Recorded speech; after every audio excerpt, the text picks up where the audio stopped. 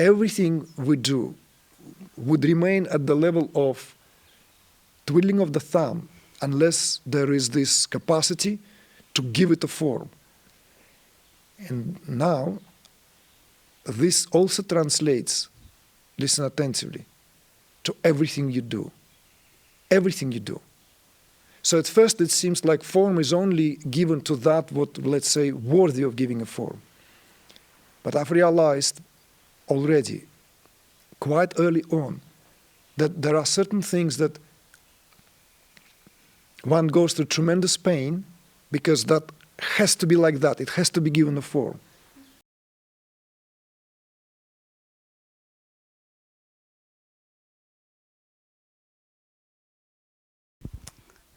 So my question is related to creativity and full creative expression. And what you were saying earlier about the 4 levels of speech was very resonant with me, and my own process with creativity over the years and tapping into the different layers and expressing, from these different spaces. But what I've experienced in the last, well, maybe my whole life actually, is a kind of stop-start of creative expression. I feel like, it wants to become so full and so, but I don't allow myself to do that. And somehow also along the path, I've kind of pushed down a sense of allowing, like, pride, I don't allow myself to be seen or want to be seen or to take up the space that I feel in my heart that I want to take up. It's a kind of paradox or a kind of tension in me. And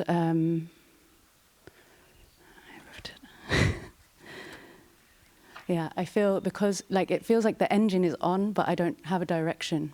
And so if there's ever a cause or something pulls that out of me, I give it 100% and I go, So, for example, I sing mantra and kirtan. If it's there, I'm there 100%. I create in that moment. Or if somebody asks me to do something, then I can do it. But when it's or a kind of collaborative process, I'm there and we co-create and it's great. But alone, I'm like, it's a kind of impotence or a kind of feeling like lost, and the engine's going, the smoke is coming out the backside, and I'm going in a circle. And in that space of kind of, it's easy to be distracted, and distracted not just by kind of entertainment or things, but like work. So the very thing that I kind of created the space from, I changed my life significantly, that I wasn't trapped in a 9-to-5, to make space to live from the heart really there. And yet now I feel a certain dullness enters on a certain level that prevents me from, I'm scared to go into that. I'm scared to feel that, the feeling of not knowing or not expressing that deepest truth, So it's like, if I write a song, for example, it's, if it's anything but something that really resonates with the heart level, I just throw it away. I don't want to have anything to do with it, kind of thing. And then the process is over. So I just wondered if you could shed some light on, in terms of, because I also feel that the process is now on also in connection with you, and this changes something also on this level. And I suppose my question is whether it's a time to just stay, or whether it's a time to give the importance to what I feel is urgent, and really, allow that with myself now, if that makes sense.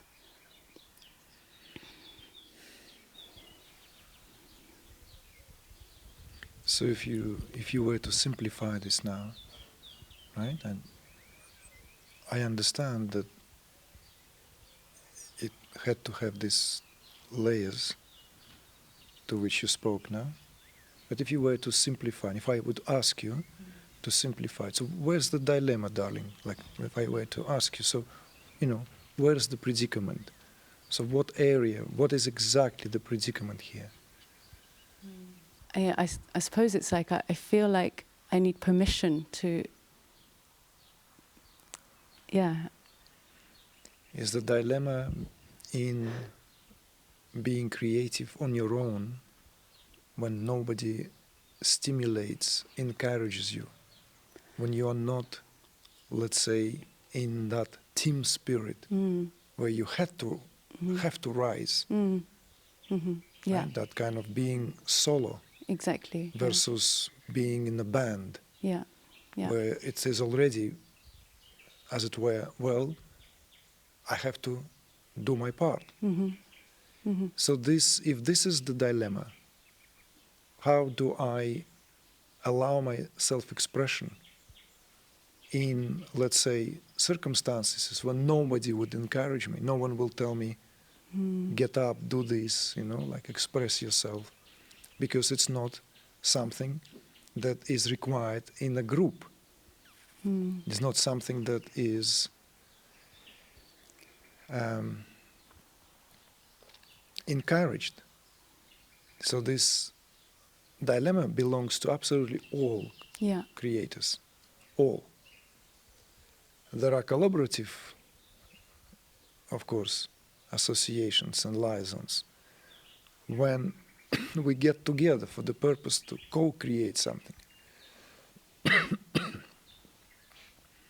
But creativity per se is a solitary act,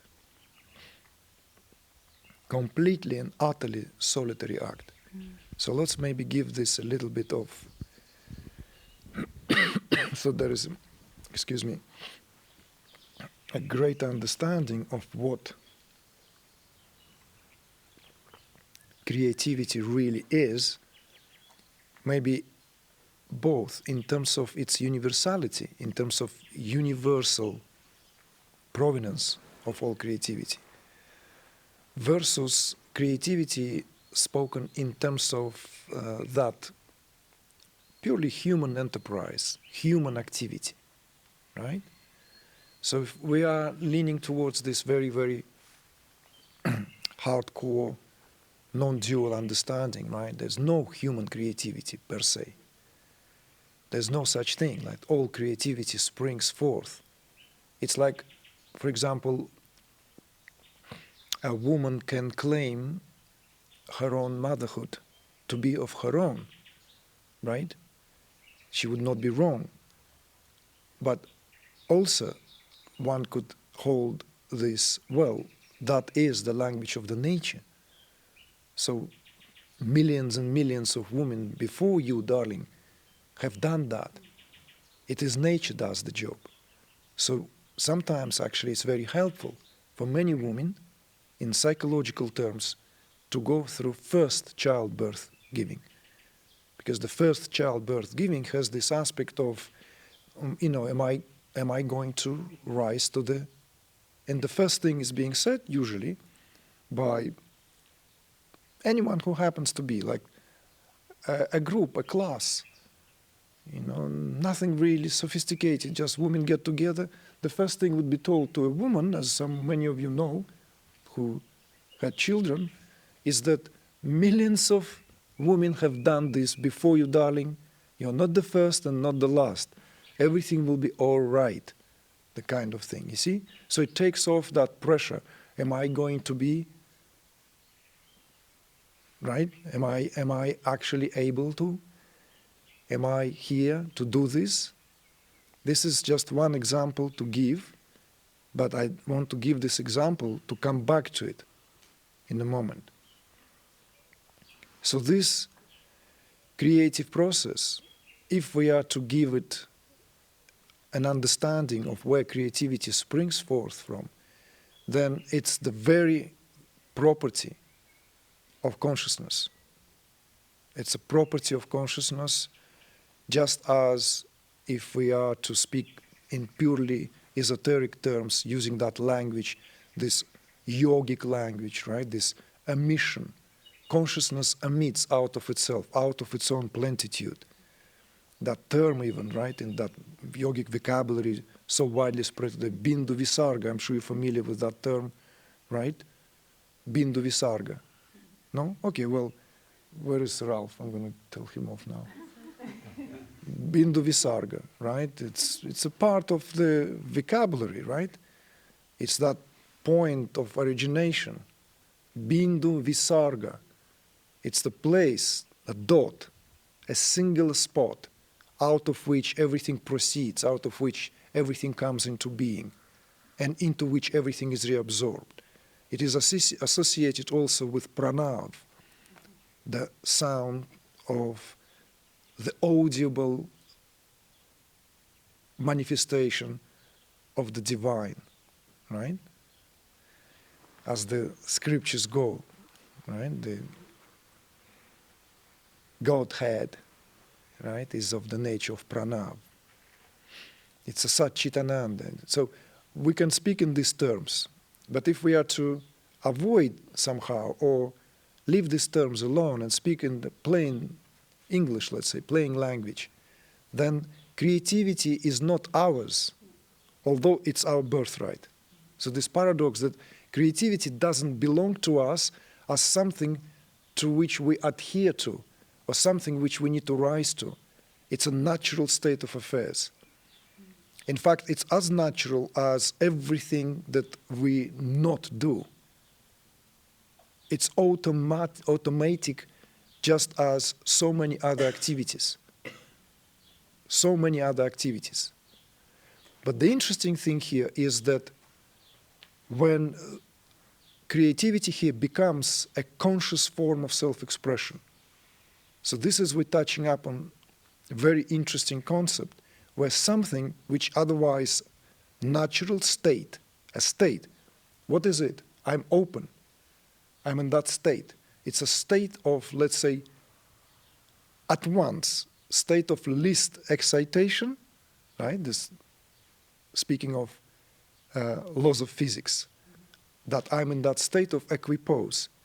Whilst at the very same time, there is this a sense of at any time something can rise, you know? And it's the state which we can then convert into the language of those who give themselves to creativity. This is the most important state to remain, to return to at any times. So it's not about tormented genius walking around, you know, from one corner of the studio, or whether this is painting studio, recording. It's like it's not about how this and that. No, this state contains in itself all potential forms of self-expression, whilst at the same time it comes from a place of equanimity. Why? Because it's already fullness in itself. So this is why, if we are to, let's say, borrow from the traditions which are radically different, or have this different take, different approach, let's say less rational, less expositional, more poetic, elusive, compared to somewhere where things need to be like every dot on I, everything is underscored, everything is chewed down, broke down, elaborated, then this would be a state, ideal state of an artist, an ideal state of an artist, an ideal state of the creator, where one is always ready to create, always. It's the state where it's not like I'm now looking for a theme, a genre, or how to express, what am I going to do? What is going to be my next painting, my next book, my next song? You see, this comes from a place where there is some kind of form of crystallization. Something is no longer fluid. So it has to be this reaffirmation, this reminder. One wants to find a way how it is. Because in a state of fluidity, in those states that also are appropriately called flow states, none of that is required. None of that is required. The best example is the tradition of calligraphy or handwriting per se, which consists in itself something which is at once carrying the meaning and totally meaningless thing in itself. You see? It's gestural. It has this something which is for the sake of just expressing, and in doing so, enjoying it whilst also, well, it may come up into something which then will be worthy of perhaps pinning to the wall, or at least to a fridge for a time being. The analogy could be framed and even placed into an altar. The Zen altar doesn't have deities. The Zen altar has a space, a lot of that ma space, and then there will be perhaps just a scroll with a one line expressed in calligraphy and a single flower on the tatami. That's an altar. That's a space. It's a very different concept. And no candles lighting, thousands of candles lighting in front of Virgin Mary or golden Buddhas. No. I gave it as an example. We're still going to this, you see, so that I don't want us to rush with this kind of do's and don'ts. I want you to really savor this for what it is. So the creativity really is a state. It's a natural state. But how does that, what is a natural state, then expresses itself into something tangible? And this is very important.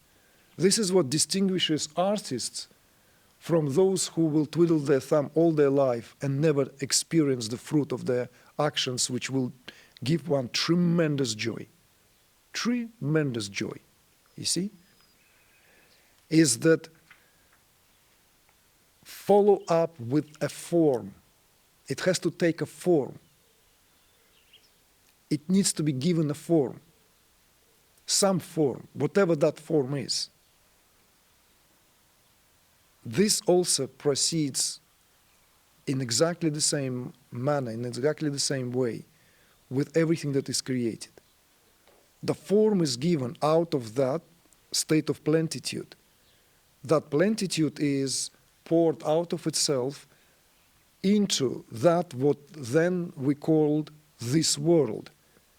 But it's not an abstract kind of plasma, some kind of unrecognizable sort of like soup, right? Look how articulate everything, just how articulate everything at each time of the day. There's a different articulation. So, in other words, for visual artists, there's never lack of inspiration. It's only when the system is clogged, there's a lack of inspiration. So, in the same way, someone whose ears are tuned, someone, let's say, who hears things constantly, there's no such thing as just occasional sounds. Whilst the kitchen is at work and people are serving this and that, someone already hears the cadence of a future, a tune. Forks are being shuffled. There's something. Birds are chirping. There is something being poured. The staff is talking. I'm just giving you an example that for someone it's a background noise. What's the big deal? For someone whose ears are acutely tuned to everything, there is already some rhythm, some kind of coherence already being picked. This is tremendously important theme. It's very dear to me, and I can talk you all to sleep with this. This coherence. To recognize the coherence amidst of quiet moment and amidst of the hurricane, amidst of the complete and utter poise and amidst of a complete and utter disturbance. There is a cadence, there is certain way of how things are expressed. You see? Even what may appear as something unpleasant, chaotic, for the one who is tuned, it's an exhilarating moment of experiencing something which is on par with, let's say, a rock opera, on par with, I don't know, you give me the examples. There are a lot of musical movements that rose, particularly in the United Kingdom. United Kingdom, and at a certain point, England was just like, not just a melting pot. It was like where that what was melting was cast out of pure gold. There's so much great stuff came out of. Beatles, of course, paved the way. They opened up that everything is allowed. Everything is suddenly allowed. You see? I've heard recently, just now, Roger Waters confessing, like grumpy Roger Waters, who's never happy, who's always grumpy. If you know Roger Waters, if you know anything, you know how he's like, nothing is ever right. He's just giving that paying beautiful tribute to the Beatles, particularly to the Sgt. Pepper album, where after that, music is changed forever. Everything is allowed. The whole generation of musicians are suddenly had the doors wide open for them, wide open for experimentation. And then this whole movement came, the movement like the progressive rock, art rock, the bands that most of you maybe don't know, maybe some of you who are really into music, but they were really big at the time. Some of this music cannot be heard on the background. Like I grew up on melodious kind of rock, and I loved, obviously the Beatles and so on, the Led Zeppelin, and like staying with that example a little bit longer, right? All this Deep Purple. There's still a distinctive melodies, you see? And then comes King Crimson. And the tastes get more and more mature, more sophisticated. There's this King Crimson. Some of the albums, there's so much lyricism, but some tracks, you need to be either stoned or you need to really listen to the music because it's not an easy listening. And they were, let's say, maybe at the forefront, at the avant-garde, but there were a lot of things happening where the musicians allowed themselves to express and cast things in form, unusual form. That whole term, postmodernism, to a desperate attempt to regain something of the classical culture and bring it into this age of machinization, age of this. This is way before the digital age. No one had computers except people who were working on them. In the 60s and 70s, people did not know what is coming. So why am I giving these examples? Is for you to ponder on. But kirtan as well, it's the same. To me, it's all the same. At some point, maybe some music became more holy, more harmonious, more sattvic even. I had these conversations, and I was gravitating. During my sadhana, for instance, it was inconceivable for me to listen and indulge and enjoy the music that I grew up with. It simply did not at all make sense. I needed music which was as close as possible to this refinement upon refinement that I was going through. So only the top of its production of the Gandharva Ved would do. Not all classical Indian music, only, But then, as the kind of let's say, maybe returning to the world, as the floodgates began to equalize all the waters, returning, and it's like, yeah, I can have a kick again, the same way, it has the same kind of aesthetic delight, from like, dun, dun, dun, dun, dun, dun, dun, like, you can play it in so many different ways, and there is kirtan, right? Form, one way or another, is form given. A form, a distinctive form. What distinguished a band is a sound. They talk about sound. When you hear the first chords of Led Zeppelin, you recognize them. How do you recognize them? There is this distinctive quality of sound. We can again begin to split hairs and argue. Well, because with Led Zeppelin there was this very heavy drum line. I mean, Keith Richards even said that, Charlie Watson maybe, what's his name? Charlie, right? Charlie Watson said like, ooh, too heavy. Too heavy kind of like, because Rolling Stones played rock and roll, right? Rock and roll kind of like lighter form of music. And Led Zeppelin was heavy rock, the precursor of the metal, heavy metal. And the sound, this is a distinctive form that is taken. You see? everything we do would remain at the level of twiddling of the thumb unless there is this capacity to give it a form. And now, this also translates, listen attentively, to everything you do. Everything you do. So at first it seems like form is only given to that what, let's say, worthy of giving a form. But I've realized already, quite early on, that there are certain things that one goes through tremendous pain because that has to be like that. It has to be given a form. You see? So if you are to break for food, right, you have to have a kind of also a form how you do that. And you notice that. Or spending an hour in a park somewhere. In London, those who live in London, for example, it has a specific quality. Because of the weather, sunny day, picnic, there are lots of parks, so it has that quality. How do you want to spend that? Of course, you can just pass by the park, throw your denim jacket on the floor, lie down there, and just spend a couple of hours, right? Or you can go there, and these ladies will unroll their blanket, and they have their box with all the silver and sort of, Everything we do has a form, you see? Everything we do has a form.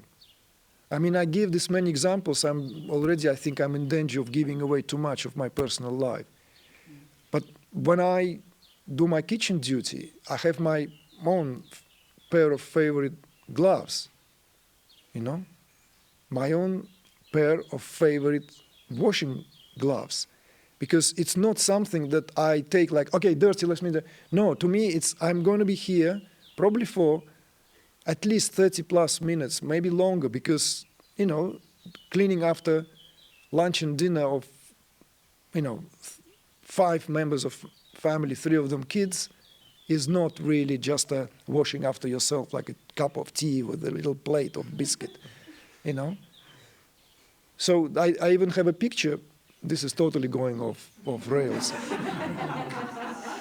That, for example, if my gloves are used and got wet, then I would kind of put it on one of the spoons to dry, but I will create a form.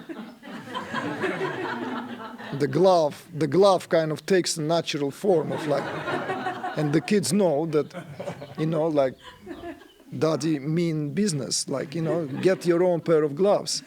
So there has to be this attitude, not that it has to be. One cannot help it. Form begins to take shape when we are fully present to what we do. So the question here is not about how motivated you are, who will motivate you, how to do it. It's simply going from the level of state, that state where you feel creative, to actually open that journal and take a pen and write. To take that canvas, to take that paper, to take that watercolor, to put this note, it has to take form. That's all there is. And it's a difficult thing to do. When there is already some kind of, let's say, when we've done that for a living, or have been doing it for a living, studied it, so this may come as a second nature. Simply because there is this already almost a habitual extension of our limbs of having that. But this shouldn't be taken for granted either, you see? So that what gains form, that Namarupa, the union of the name and form, Namarupa here, is the way we express ourselves, the way consciousness expresses itself. So the dilemma of creativity here is not in how do I allow myself. But funny enough, if you've heard this attentively, it's down to the utilitarian aspects of doing it, giving it a form. In other words, this where the art, let's say creativity, is becoming a form of a craft. And then extend the metaphor or extend this example to any sphere, any area, and you will see that is so. Anything that is being done, when it has quality, has to have the quality of craftsmanship. Craftsmanship is what gives it and takes it to the level where the otherwise pure state, that state where one feels creative, is transformed into something equally valid, equally precious. The value is different. But if it's only in my imagination, let's say this, I will make this cup. I will make this cup, or I feel like, like if you speak this language to, let's say, someone who works with clay, they probably deliberately wouldn't understand you.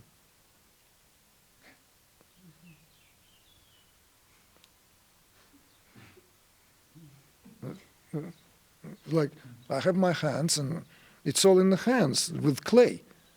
It's here.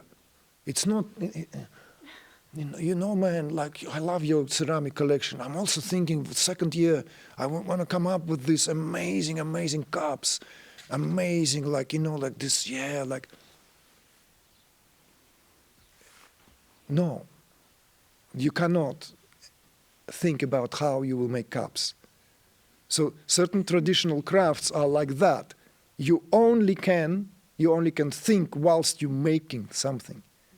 And whilst you're making something, again, the metaphor of the pot making, like this,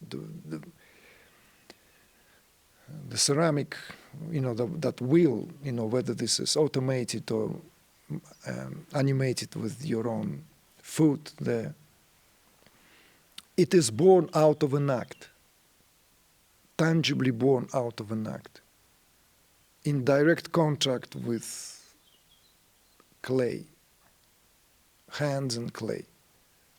So it's an extraordinary process. If you have ever tried that, and so many times it just doesn't work, and discard it, and then suddenly something comes out, and wow, how did it come out? So it boils down to being able to give it a form. You see? To give it a form. Knowing that there will be failures. Knowing that there will be disappointments. Knowing that because something working behind the scenes, nature is at work here. Our expectations have to be laid asunder, because it's also a merciless process. Creative process is merciless process, devastatingly merciless. Therefore, I compare it with a child's birth, because it's also a merciless process. It's always on par with life and death. It's always that. It's not taken for granted. You see? But nobody failed here. Nobody failed here, if you understand. We are here, instrumentality, in the hands of the Creator, if we are to extend that metaphor. Somewhere being spun, and something is, So if we have this really like a clay, like soft, moistened, then any shape can be taken. But if we have very strong ideas, in other words, clay becoming hardened, what can be made out of us? Will remain that, a lump of clay, which needs to be then, I don't know, the whole going back to the melting pot, right? For it to be given that, moisture, for it to be given then that agility, mobility. So think of it in terms of simply practical terms. Creativity is a natural state. But in order to enjoy something fully, form needs to take its shape. And you are the one who can give it a form. You see? And once you begin giving it a form, it takes over. It completely and utterly takes over. And once it takes over, then all these dilemmas of, they become secondary. They become more peripheral.